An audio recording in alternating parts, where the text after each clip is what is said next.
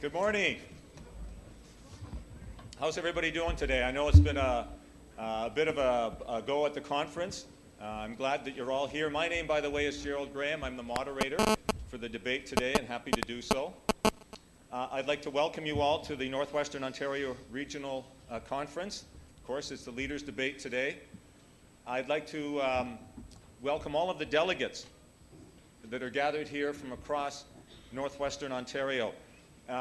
And also people tuned in online today, many across the country, and of course it's online, so around the world are tuned in with interest to this debate.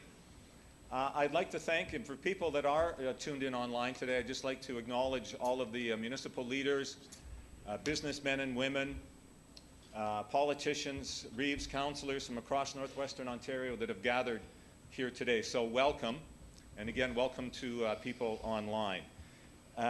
The topic for a discussion today is enhancing the economic future of Northwestern Ontario, and of course it's been a topic that has garnered much discussion here the past couple of days and will continue to do so. Now, the leaders of the three parties in the Provincial Legislative Assembly were invited to take part in this debate. Joining us today, and I'd like to welcome them to our city, are Tim Hudak, leader of the PC Party of Ontario.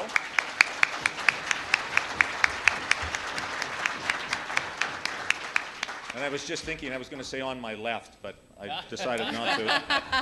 We'll switch. And Andrea Horwath, leader of the provincial NDP. Good morning. Now, directly in front of me are a panel of esteemed gentlemen that I will introduce. They'll be asking the questions this morning, and I'll ask them to stand. Ron Nelson is the president of the Northwestern Ontario Municipal Association. Ron?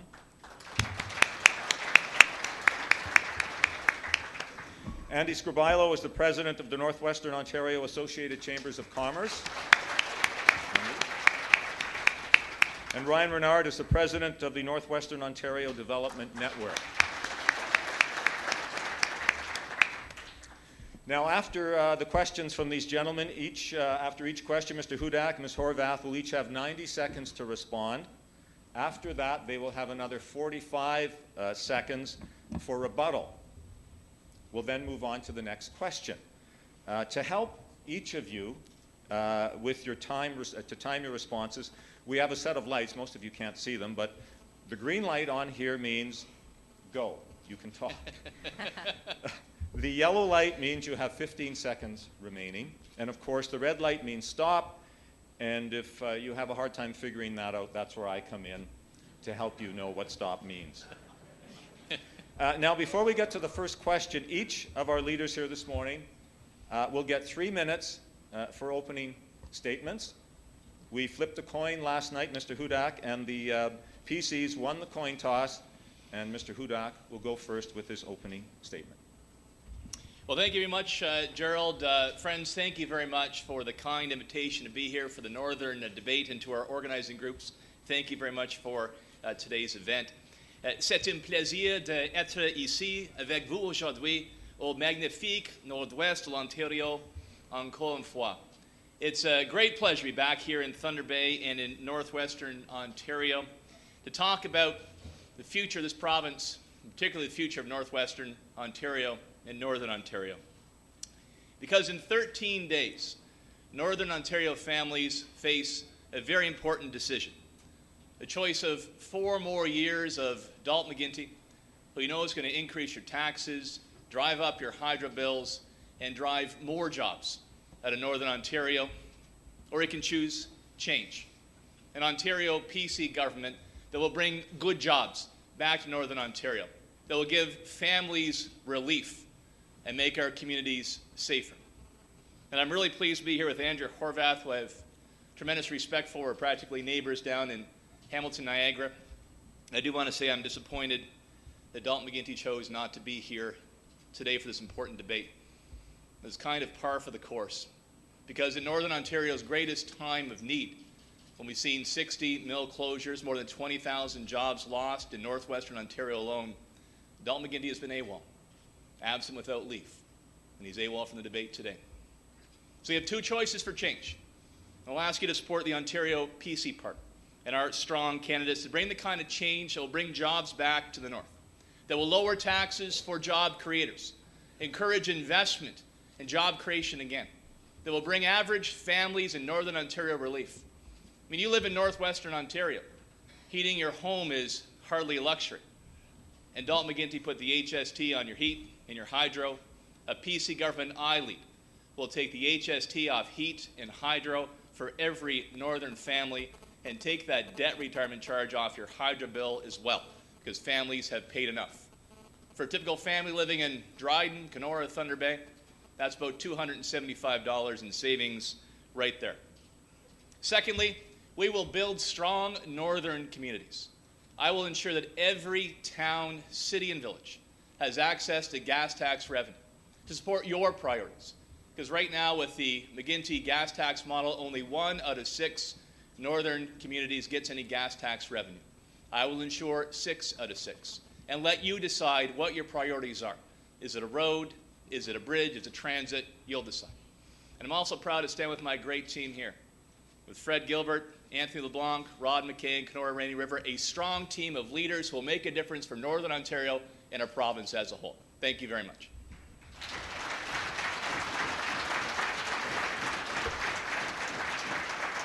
Mr. Hudak, thank you very much. Thanks for staying on time. An opening statement now from Ms. Horwath. Thank you.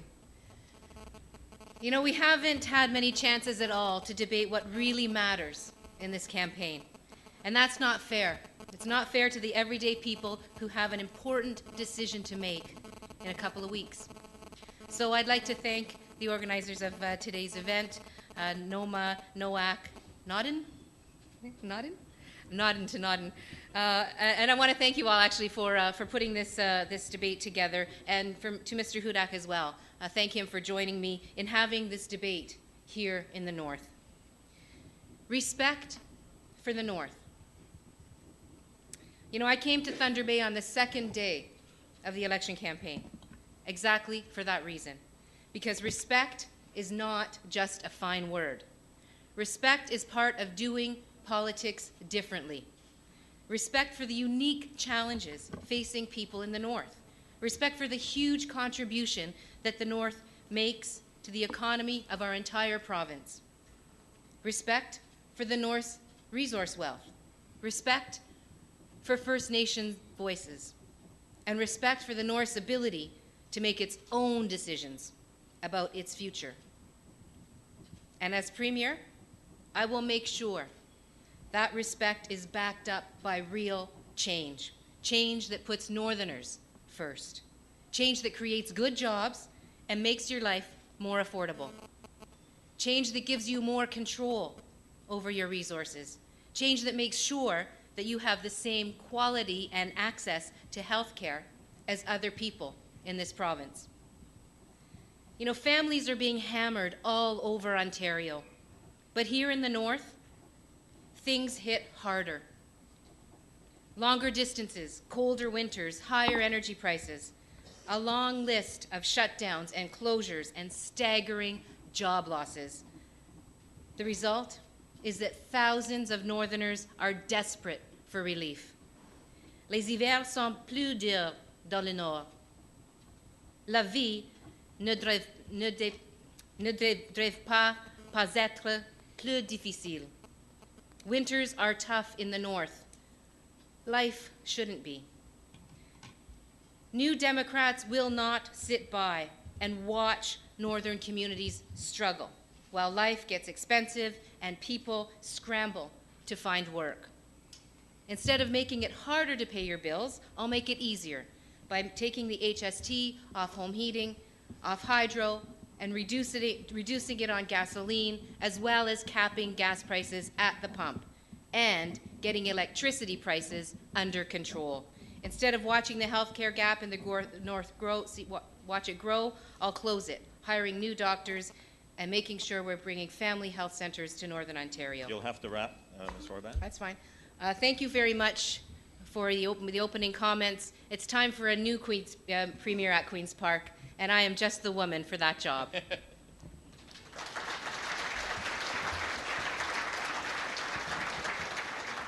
Thank you both very much for your opening statements. We'll get on with the questions. Question 1 will come from Ron Nelson, Northwestern Ontario Municipal Association President.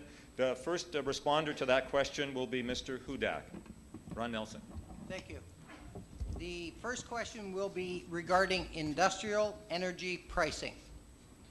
When energy-hungry industry looks at Northwestern Ontario to decide if they are going to invest millions, if not billions, in this region, they see what our neighbor in Manitoba charges and think twice about investing here where there is cheaper alternative. That being said, what is your party's answer to the high cost of electricity for the long term? Thank you. Mr. Hudak.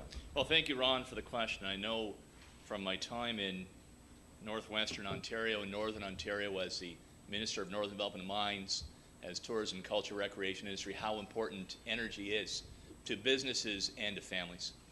We need to take a completely different path when it comes to energy policy in the province of Ontario. We cannot continue with this 80-cent power when you can buy it for 4 or 5 cents in the marketplace. And then we have the bizarre situation where you have to then sell that power to New York State or to Quebec at a 20-cent surplus. The Dalton McGuinty wants to go down this path of continuing with the expensive wind turbine policies, solar panels. I want to go the opposite direction. To me, energy policy should be about economic policy, not a social program. And that's why we'll ensure that every contract we sign respects the bottom line, affordable energy. That's why we'll invest in nuclear power, in natural gas. I want to make sure that Ontario attracts businesses in our resource sector based on lower taxes, affordable energy rates, and end these experiments we're seeing on our hydro bills. And the second part of this, too, is to put more money back in the pockets of Northern Ontario families. I mean, living in Northern Ontario, Northwestern Ontario, hydro bills are often higher. Heating bills certainly are higher. And that's why we're going to take the HST off heat and hydro immediately. We're not going to wait till 2015 or 2016, and Dalton McGuinty wants to keep it on permanently. We'll take it off for families. And we'll take the debt retirement charge off the hydro bill as well. And the last thing I'll say with respect to helping out families and small business, we'll unplug these mandatory time-use smart meters that are nothing more than tax machines. Thank you, Mr. Hudak. Ms. Horwath.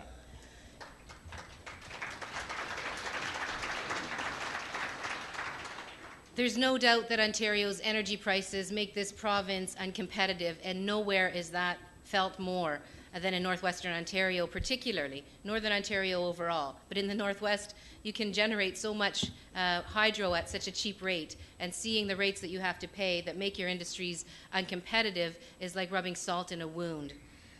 We think that private, expensive power deals have been the wrong way to go. From the day that hydro was privatized and deregulated by a conservative government in the past to today, when that system still exists. So we've made some sincere commitments about turning that around. We're going to start by taking the 5 hydro bureaucracies that we have in Ontario and bringing them back together again, end the duplication, end the waste. We're going to make sure that the industrial hydro rate is available to more businesses, some medium-sized operations, so that more mills can have the break on their pricing. We're going to make sure the NEAR program is maintained beyond its expiry date. We're also going to be reducing the HST off of, or taking the HST off of hydro, off of home heating, in the same way, making sure that families are feeling some relief as well. Thank you very much.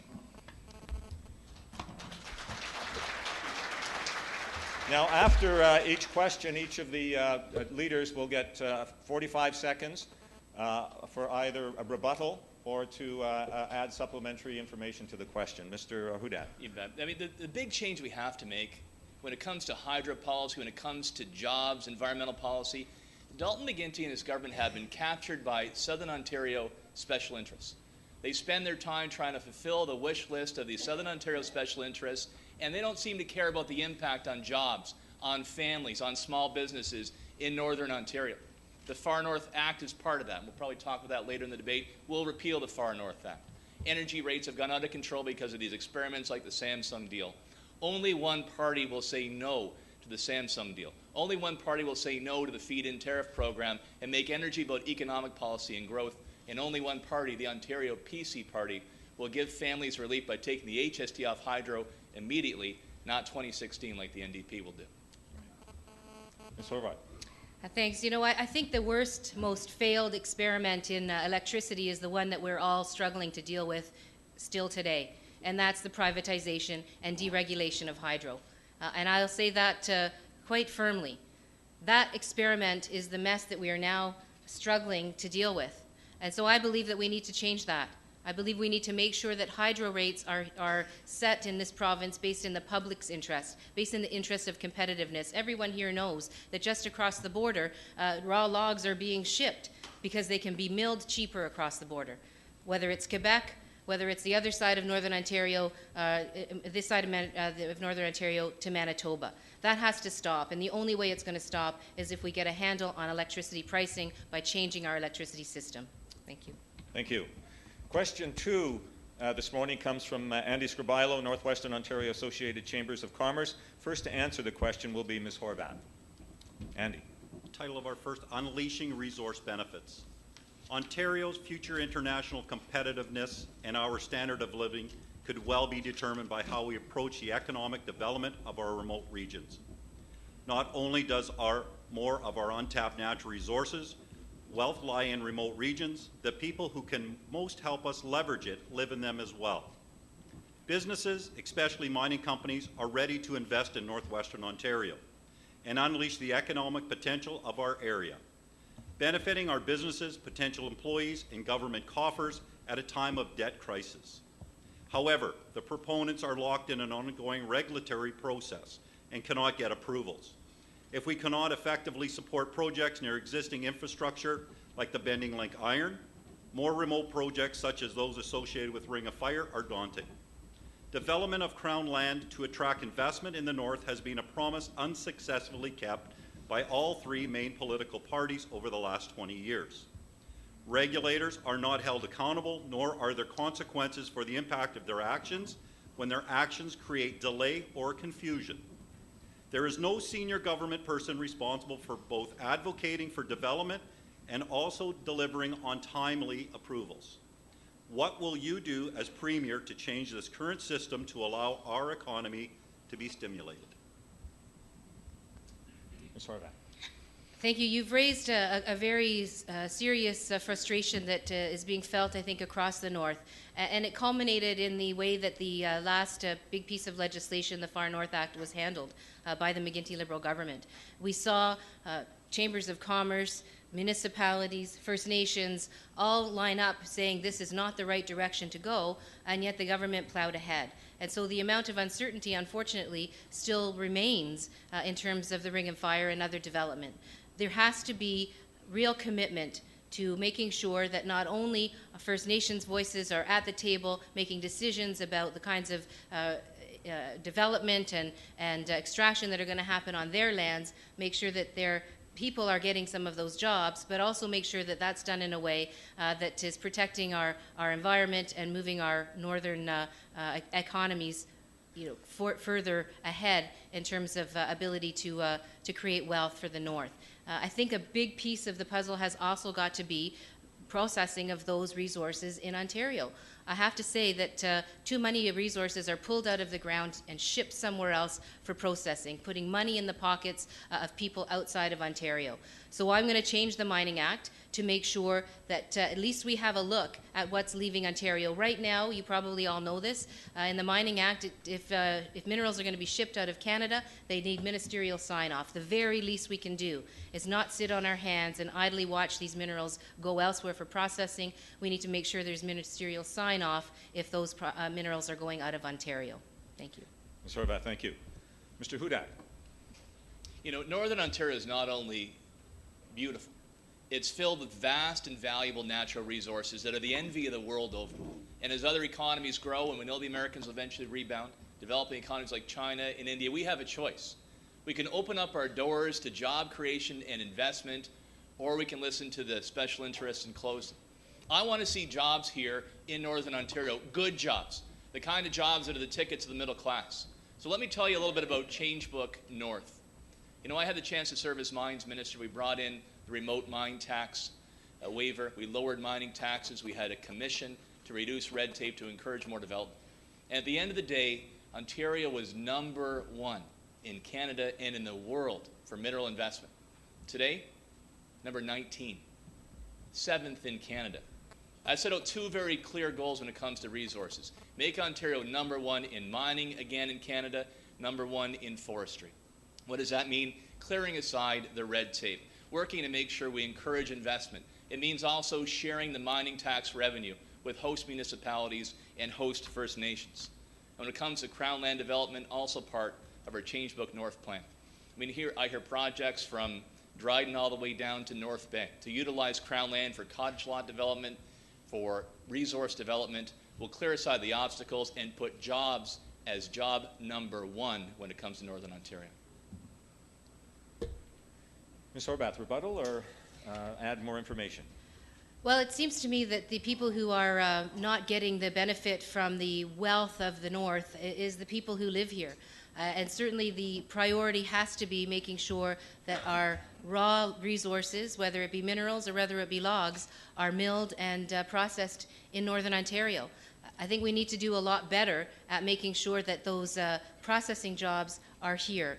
And that's why everything that we are committing to not only allows for that development to happen in terms of infrastructure to make sure those remote communities get the roads and bridges and access that they need, but also to make sure that our electricity system is such that we can start processing materials in Ontario again and not simply watch them go to other jurisdictions for processing.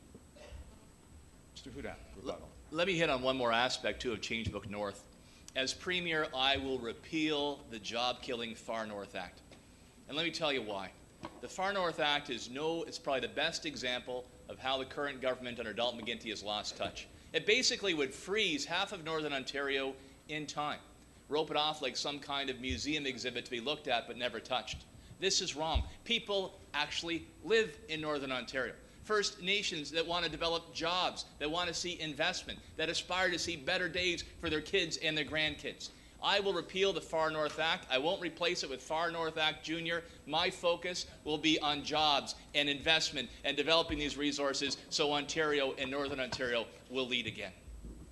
Thank you, Mr. Hudak. Question 3 will come from Ryan Menard, Northern Ontario Development Network President, and addressed first to Mr. Hudak. Ryan. Thank you. This question refers to infrastructure development funding. With regards to natural resource development, such as the Ring of Fire, what strategies do you have for economic development, and specifically infrastructure development in Northwestern Ontario? Is there a plan for infrastructure development funding in the North? Let me give a few points. First, thank you very much for the question, Ryan. I mean, when it comes to the Ring of Fire, and this is not simply a once-in-a-generation opportunity. This is a once-in-a-century opportunity. We look at what the Sudbury Basin did for job creation, not just in northeastern Ontario, but across the province as a whole. The same potential or even more in the Ring of Fire. But we see nothing but dithering and delays. We've got some bureaucrat buried somewhere deep in the ministry that's supposed to move things forward. Nothing has happened. I will actually put my Minister of Northern Development and Mines in charge of developing the Ring of Fire, to clear aside whatever obstacles that need be, to help make the right transportation investments as well, to get the chromium to market. We're going to actually focus on job creation instead of trying to freeze. And I have a role to play as Premier as well, voters willing, to be the top salesperson, not in Northwestern Ontario, not Northern Ontario, but the province as a whole, for what this means for Ontario and for Canada. This isn't a northern project. This is for our country as a whole. And we'll also make sure we share the mining tax revenue for new mines with host First Nations and host municipalities, so we're working in partnership on that development. And if we truly, to add one more point to this, Gerald, if we truly want to open up our doors to investment, to take advantage of the awesome potential of the Ring of Fire, we need to lower taxes on businesses. We need to get energy rates under control and to clear aside the red tape that is holding us back. This is a once-in-a-century opportunity. PC government will take advantage of it. Thank you, Mr. Hudak. Ms. Horwath. The Ring of Fire absolutely is a fantastic opportunity for Northern Ontario and for Ontario as a whole.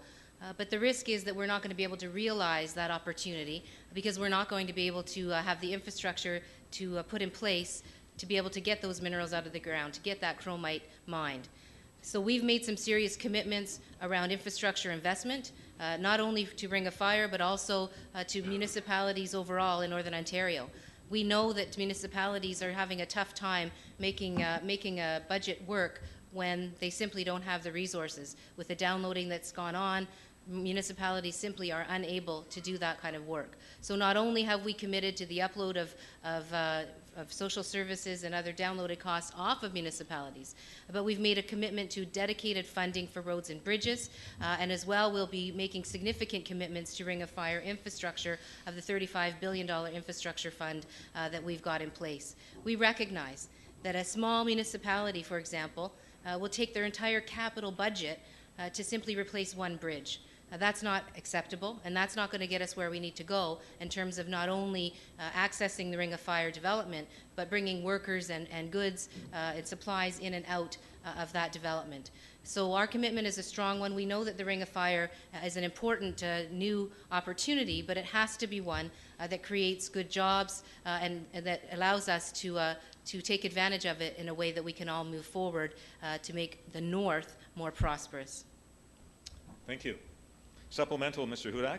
Well, thank you. I talked about the Ring of Fire. Let me add some more to Ryan's question on transportation. And I know this is a Northwestern Ontario audience, but I know news will get out to the Northeast. Part of our change book, North Plan, also is to strengthen the ONTC. And Dalton McGuinty made a big mistake when he gave that contract to a Quebec company that could have kept jobs in Northern Ontario, in North Bay. I'll suspend that contract. And I'll go a step farther, too. I'll make sure that those that are on the board of the ONTC actually have transportation experience, not cronies, patronage handouts by the government. They know how to run a business. And the other thing I'll add to this, too, we will ensure that every Northern Ontario municipality has access to gas tax funds for your priorities, roads, bridges, transit, because in large parts of Northern Ontario, roads and bridges are public transit. I'll give you the money for your priorities, and we'll make it permanent.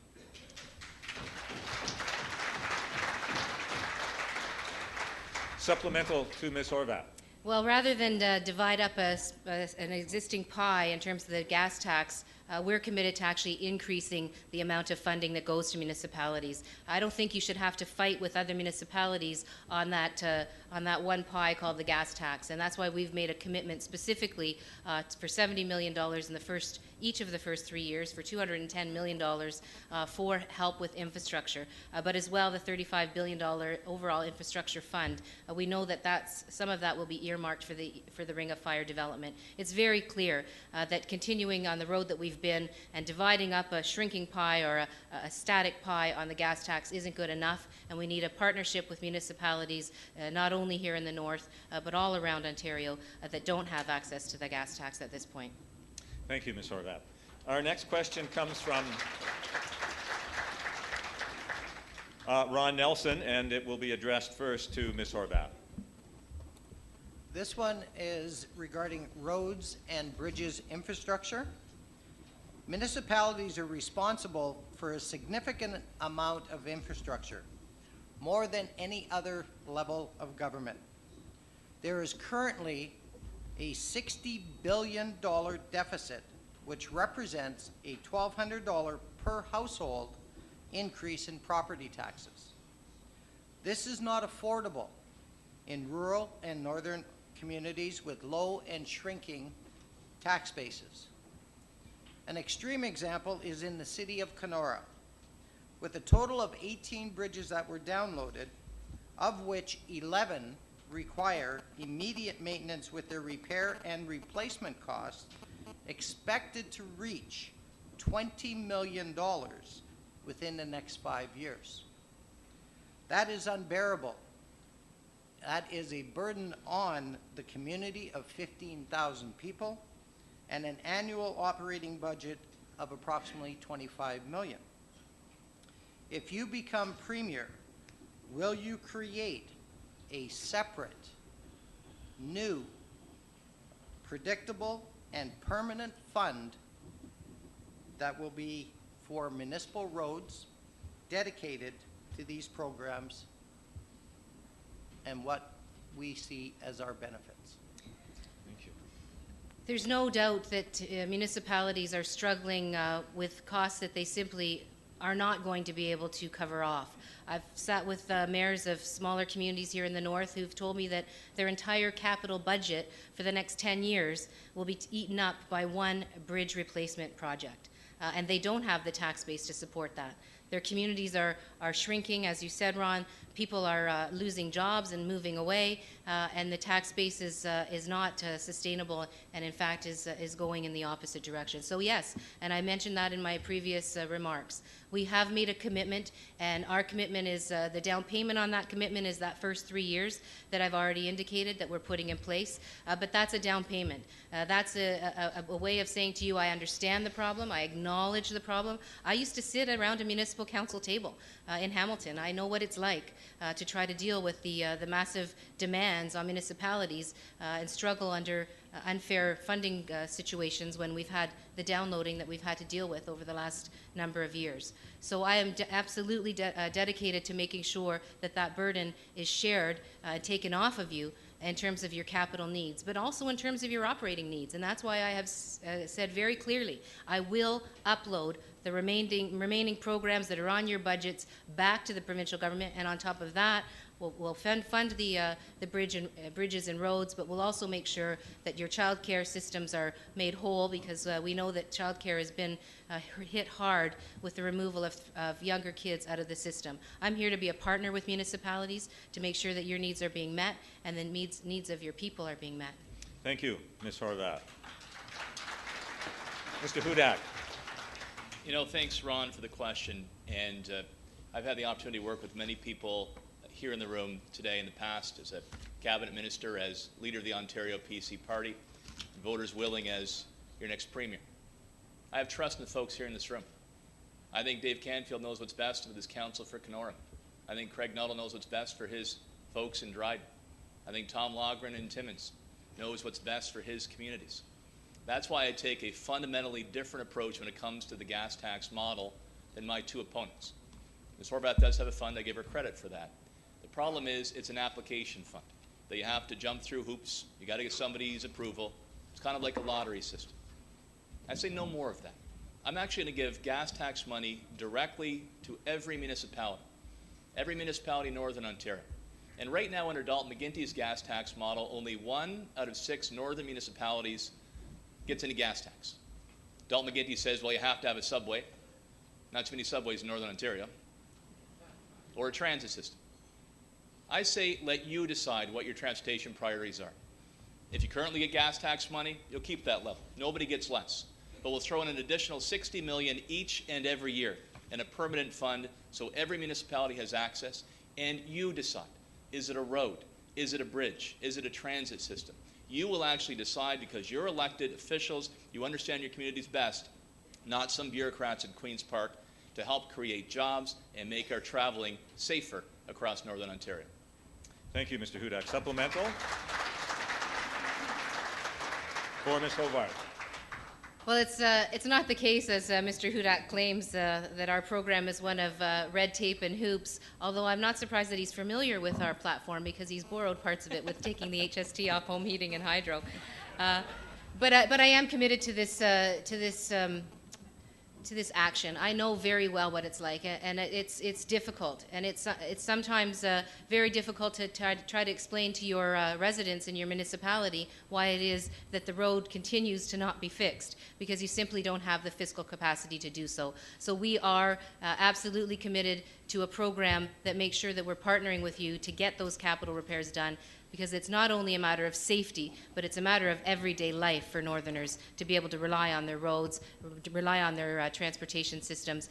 You don't have subways, it's true, and I've sat on Highway 11, and I've sat on other highways waiting while the accidents being cleared away. Those networks need to be open, and they need to be serving your needs. Thank you. Thank you, Ms. Horwath. Supplemental for Mr. Hudak. I already described, Gerald, our gas tax model, which shares with every northern municipality and lets northern leaders decide what their priorities are. I also want to add, for those following in the Northeast today's debate as well, part of our plan is to move the ONTC into the Ministry of Transportation. That will help ensure it links up with our $35 billion infrastructure fund targeted largely at transportation projects. So we won't see the kind of screw-up that occurred with giving that contract to Quebec. They'll hold together. So anywhere from North Bay to Cochrane to Moosonee, we'll make the ONTC an artery for investment, for job creation, to make it an attractor instead of seeing it wither on the vine under the McGuinty Liberals. Thank you. Our next question comes from Andy Scribilo, and it will be addressed first to Mr. Hudak. The title is Encouraging Investment in the Forest Sector. Our chambers have consistently requested that the government permanently allocate a minimum of 26 million cubic meters per year of fiber for utilization of existing mills and new entrants, even if it is not being used. And further, that the government make a commitment to conduct socio-economic impact assessments on any or all legislation, regulation, and policies that could reduce the provincial fiber supply or reduce access to the land-based natural resources. Moreover, there is a need to comprehensively engage First Nations in resource development initiatives and a need to bring forward guidelines regarding negotiations and development to reduce the uncertainty for business to help them invest. What will you do differently as Premier regarding these measures, and what would you specifically propose to invite new sustainable investment in the forestry sector? Andy, great question. Right off the top, the first part, yes, we commit to the 26 million cubic meters of wood supply in the province of Ontario. Let's not forget what this is all about. The problem is that you have some special interests in southern Ontario who are trying to gradually squeeze off that wood supply. We're going to go in the opposite direction. I believe we're the only party that has committed to at least a 26 million cubic meters of supply. Here's the other differences between myself and my colleagues. We're actually going to reduce the red tape burden to help forestry succeed. We have a very clear goal in Changebook North to make Ontario #1 for forestry.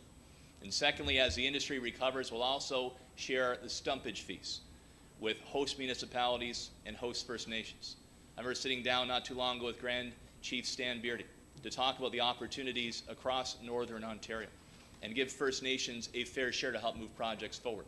I will do that, and I'll do it with municipalities as well. And we have to make sure that decisions are based on good science. Legislation like the Far North Act to protect the caribou, I mean, it's darn good for the caribou. It doesn't help families too much. It doesn't help people too much. That's why I'll repeal the Far North Act and I'll focus on job creation instead.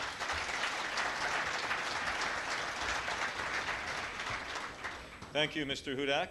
Ms. Horwath. There's no doubt that the wood allocation needs to be there for communities and that we need to have a solid wood basket to keep the mills running. But we also need electricity at a reasonable rate to keep the mills running as well. That's another big problem that we have in Northern Ontario that's darkening mills as we speak. So it's a matter of making sure the wood is there. It's a matter of making sure that the forest tenure process is changed so that communities have a bit more of a say in terms of how the community goes forward after a mill has been shut down, to make sure that there isn't an automatic removal of access to that wood, and make sure that communities can participate in getting contracts or getting operators back to those mills. I mean, I was in Dubreuilville not so long ago and talked to a guy who told me his family had been there for 3 generations, and there likely wouldn't be a 4th generation in that community of his family because the community was literally going to close down. That's not acceptable, and that's not respect for the North. So a combination of making sure that we have the wood basket available, but also making sure we have electricity prices that make us competitive and ensure that when an operator does close down, communities have a say in how that wood is reallocated. Thank you very much. Supplemental to Mr. Hudak. As I said, we're the only party that is committed to the 26 million cubic meters wood access. We're the only party that has a plan also to make Northern Ontario attractive for job creation. Here's the difference between Changebook North and my colleagues' approaches. Dalton McGuinty is going to increase taxes on families. He's musing about a carbon tax, or his members are as well. That will hurt Northern Ontario families and businesses. My colleague Ms. Horwath wants to embrace cap and trade In many senses, 6 of one, half a dozen of the other. If you want to kiss more jobs goodbye in the resource sector, if you want to take more money out of people's pockets, then by all means, vote for cap and trade or vote for a carbon tax for the same impact.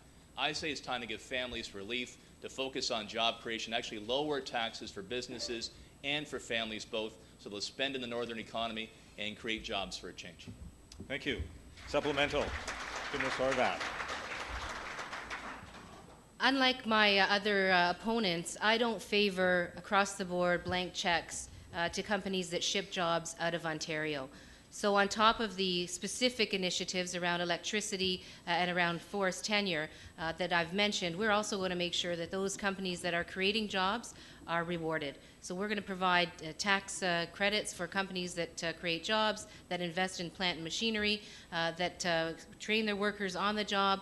We think that there's a lot of work that can be done in partnership with business to start setting some goals as opposed to blank checks to banks and insurance companies that people like Mr. Hudak and Mr. McGuinty favor. Thank you. Thank you. Our next question comes from Ryan Menard and will be addressed first to Ms. Horwath. Thank you. This question refers to increasing economic and business development. What policies will your party introduce to increase economic and business development in Northern Ontario, in particular to support meaningful participation of First Nations in business partnerships with private industry and municipalities? I've already mentioned the plan that we have to reward those companies that are creating jobs, the companies that are hiring workers, training workers, that are investing in plant and machinery. There's no doubt that we need to make sure that First Nations are at the table. And I can tell you that I was very proud to be in a room in this very hotel, I believe, to talk about how we move forward after the government, the McGuinty Liberals, moved ahead with the Far North Act over and above the protests of municipalities, of First Nations, particularly as in a leadership role, and also of chambers of commerce. It was very clear that that was the wrong way of going, and people were asking me then, how do we move forward? Now that we have this act in place and we know it was under, we all stood behind First Nations, and I was proud to stand in the legislature as well, standing behind the voice of First Nations against the Far North Act. But now where are we? Where are we? We're in a situation where there's the possibility of even more uncertainty. So what we have to do, and I said it then and I'll say it again, what we have to make sure of is that we don't split off into separate groups, but that we continue to work together to make sure that we're moving opportunity forward. Opportunity, yes, for the business community, but opportunity for First Nations to make sure that they're able to not only participate in the business side, but also have the jobs that are generated from new mines and new opportunity in Northern Ontario. Thank you, Ms. Horwath. Mr. Hudak. As Premier, voters willing, job creation will be job one for Ontario PC government. And that's why our plan is to lower business taxes down to 10%. That's why our plan is to give average everyday families relief, to take the HST off their heat, off their hydro, and take the debt retirement charge off their hydro bill as well. And we'll go a step further. We'll lower income taxes for middle-class families so they have the confidence to spend again, whether it's hockey equipment for the kids as you begin the season, home repair. That'll help them spend in the local economy, whether it's Fort Francis, Ear Falls, and Marathon, to create jobs. We also bring in a small business bill of rights, because in many Northern Ontario communities, small business is the backbone. It's probably where almost all of us in this room got our first job. We'll make sure that small business is, again, the engine of job creation. And particularly for Northwestern Ontario and Northern Ontario, here's a big difference. I'll repeal the Far North Act. Ms. Horwath and I agree that the Far North Act kills jobs. I think it was developed by special interests in Southern Ontario. Ms. Horwath, though, wants to bring in another Far North Act, the Far North Act Junior. I think that will kill jobs as well. My focus will be on job creation and investment, not more red tape to slow things down. And as part of that, I, as Premier, my senior cabinet ministers, will meet with First Nations leadership yearly, twice a year. And we'll have cabinet meetings in Northern Ontario, because one thing I've learned as a former minister is the best ideas come from Northerners that will support the Northern way of life and keep wealth in Northern Ontario. And every idea we have in our plan reflects those three principles, and I'm proud to stand upon it. Thank you, Mr. Hudak. Supplemental, Ms. Horwath? Well, as I've mentioned, I don't believe that blank checks to banks and insurance companies create jobs. We'll keep the tax rate competitive, lower than the U.S. Rate around the states that are competitive with us. But I believe that working with companies that actually create jobs is the better way to go. But I will not just have a couple of cabinet meetings here in Northern Ontario. I'm going to set up a separate legislative committee that has on it MPPs from the North. And I don't care what party you're from. You belong at a table making decisions about the future of Northern Ontario at the legislature day in and day out, not just once or twice a year. Thank you. Supplemental to Mr. Hudak. Let me tell you something else that I'm real proud of, that's going to be important to bring jobs to Northern Ontario, and that's my team. I've got one hell of a first line to put out there on the ice. Fred Gilbert, you all know, the past president of Lakehead University, a recognized leader not only in Northern Ontario but across our country. Anthony LeBlanc, a Thunder Bay boy, made good. Worked with RIM, traveled across the world, now back in Thunder Bay to help create jobs. Rod McKay, respected councillor from Kenora, that'll fight each and every day. Mill manager, volunteer in his community. Al Spatchak running for us in Timmins, James Bay. Vic Fideli in North Bay. Strong leaders that have given me great advice over the years, and I was absolutely thrilled that they've come aboard our team. They've helped to write Change Book North, and these are folks you know that will pound on the table. They'll pound on the desk, and they will scrap and fight each and every day to make sure we bring jobs back to Northern Ontario and keep young talent here. Thank you, Mr. Hudak. Our next question comes from Ron Nelson and will be addressed first to Mr. Hudak. This question is regard to resource revenue sharing. Mining activity across Northwestern Ontario is at its highest level in years, with many new mines expected to open within the next 5 to 10 years. The province has collected over $500 million in Ontario mining tax revenue in the last 5 years. Maintaining the current mining tax rates, but shifting the allocation of those existing revenues would provide a greater benefit to host communities. Both NOMA and our northeastern counterpart, the Federation of Northern Ontario Municipalities, have endorsed this recommendation. What is your position regarding allocating a greater share of mining revenues to municipal and First Nations communities, and what action would you take as Premier to ensure Northern Ontario receives its fair share of the benefits of mining, along with ensuring the Northern Heritage Fund, currently at $100 million, be continued for Northern Ontario? Mr. Hudak. Thanks, Ron. Excellent question. You know, I had the honor of serving as the Minister of Northern Development and Mines, worked with a lot of the folks here in this room. I know the value, the importance of the Northern Ontario Heritage Fund. So to answer your question, yes, absolutely, Ron. We'll guarantee it at the $100 million per year. Second, when it comes to mining tax revenue, the answer is yes. For new mines that open up in the province of Ontario, I will share the mining tax revenue with host municipalities and host First Nations. You know, I had a chance to actually visit Musselwhite. I visited Attawapiskat when the Victor mine was barely a sparkle in somebody's eye. I've been down the mine shafts at Copper Cliff and Little Stobie. I know the importance of this industry, how hard-working people, the entrepreneurs, and I know the impact on municipalities from my time as Northern Minister. And that's why we have as part of our platform sharing mining tax revenue for new mines. And when the forest industry recovers, we'll share stumpage fees as well. I just fundamentally believe that Northern municipalities, First Nations, should have a share in the game. It's only fair. We'll get it done. Thank you, Mr. Hudak. Ms. Horwath. We're also committed to making sure that the Northern Ontario Heritage Fund remains at a decent level of funding at the $100 million annually. We're also, of course, adding the $210 million to help with roads and bridges and infrastructure to make sure that municipalities continue to work and continue to move people and resources in and out. Look, there's no doubt that mining is an important part of Northern life. One of the things we want to do, though, is make sure that more people are able to benefit from the resources that are coming out of the mines. And that's why we're going to have a specific plan to help get more processing happening in the north as well.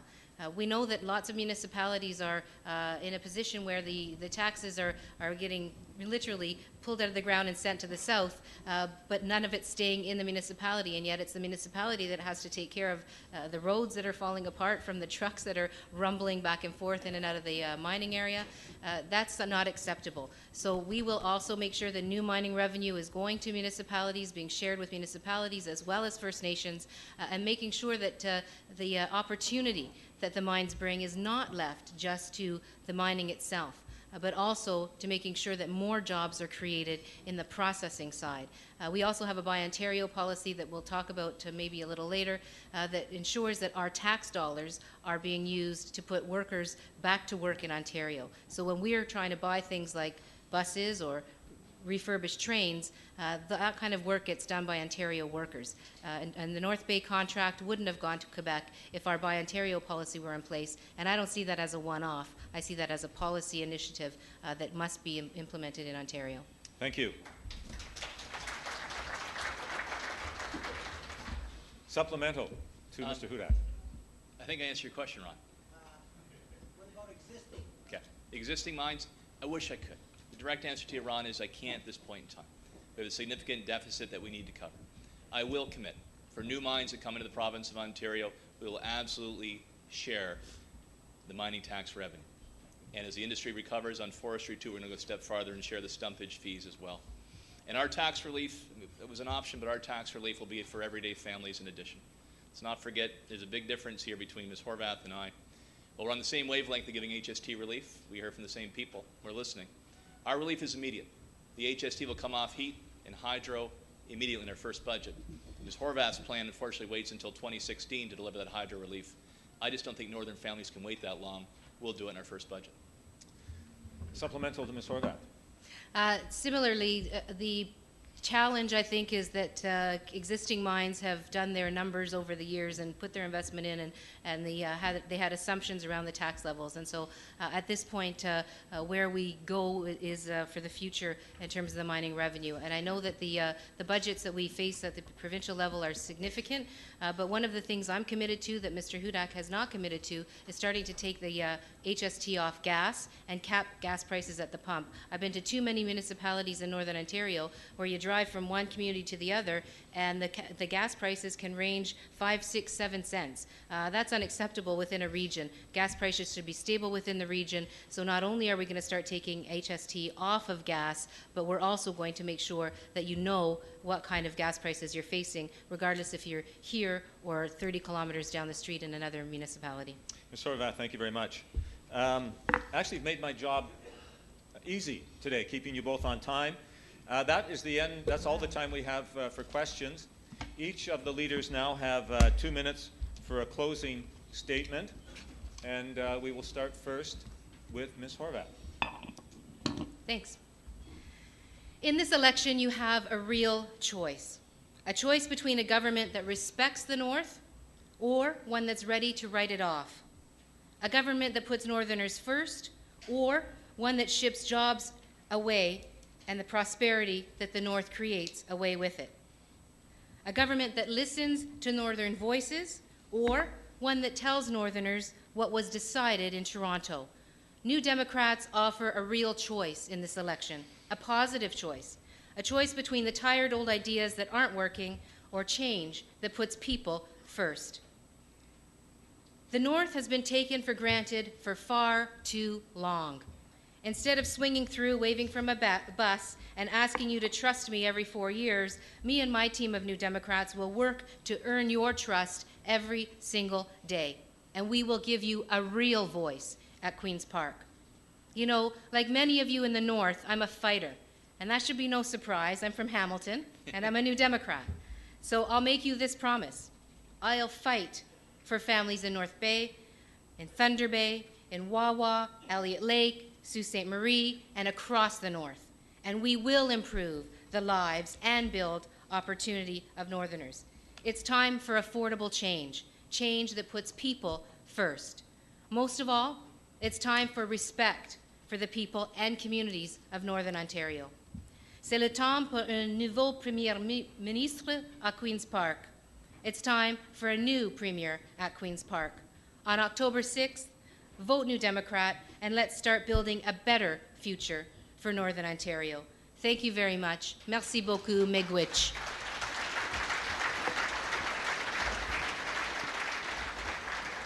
Thank you, Ms. Horwath. Mr. Hudak. Well, Gerald, thank you very much. And again, thank you to our hosts here today. Folks, thank you for the forum to talk about our vision of positive change. I want to thank my colleague, Ms. Horwath, as well for this excellent exchange. And great to be here on the stage with Ms. Horwath to talk about the future of the North. Friends, in our plan Change Book North, every idea came from 3 criteria.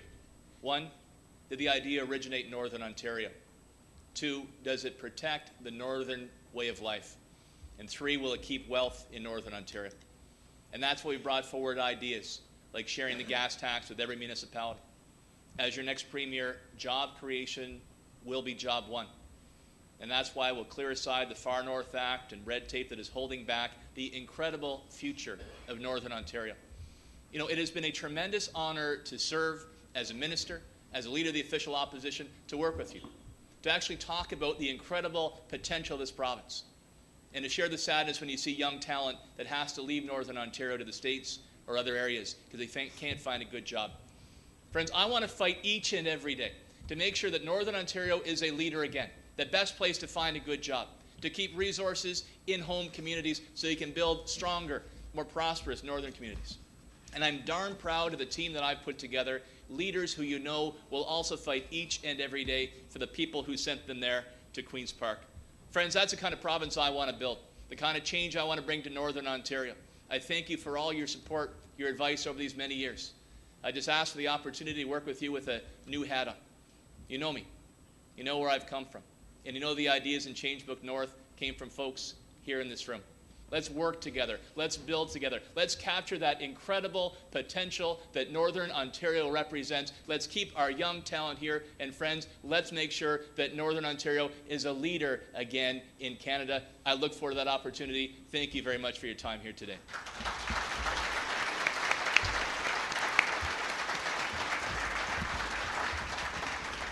I'd like to thank Tim Hudak, leader of the PC Party of Ontario, Andrea Horwath, leader of the NDP, the provincial NDP. I'd like to thank all of you. I'd like to thank our 3 panelists, Andy Scribilo, Ryan Renard, and Ron Nelson. I'm going to actually ask Ron Nelson up for some closing words. Ron is the president of the Northwestern Ontario Municipal Association. Ron.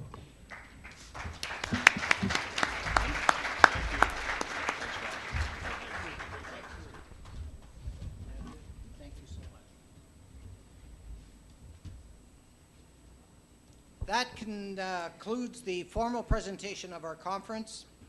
I'd like to again thank Mr. Hudak, Ms. Horwath. Your attendance at this debate was very much appreciative to all of us in Northwestern and Northern Ontario. We look forward to working with the new government. We are so thankful that you've taken the time and looking forward to 4 years from now to have another debate in Northwestern Ontario. Absolutely.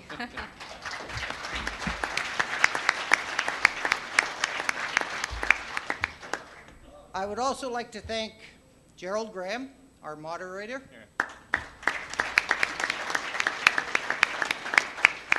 And for Gerald, in appreciation of his excellent work and participation, a donation will be made to the Northwestern Ontario Medical Education Award Fund.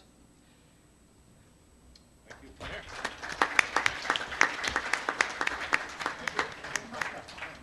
Charla has it at the door. A check? Well, no, it's not a check. And it's not in the mail. Following our lunch buffet, which will be ready in a few minutes, I'd like to take the opportunity to thank all of the staff of the Valhalla Inn for an excellent week of participation and service to our organizations. Thank you.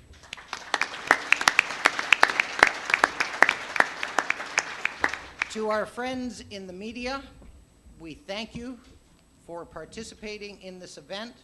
And again, on behalf of NOMA, NODEN, and NOAC, we are so appreciative of Mr. Hudak and Ms. Horwath for taking time to come to Northwestern Ontario for this debate. Again, we thank you. That concludes today's session. Drive safe.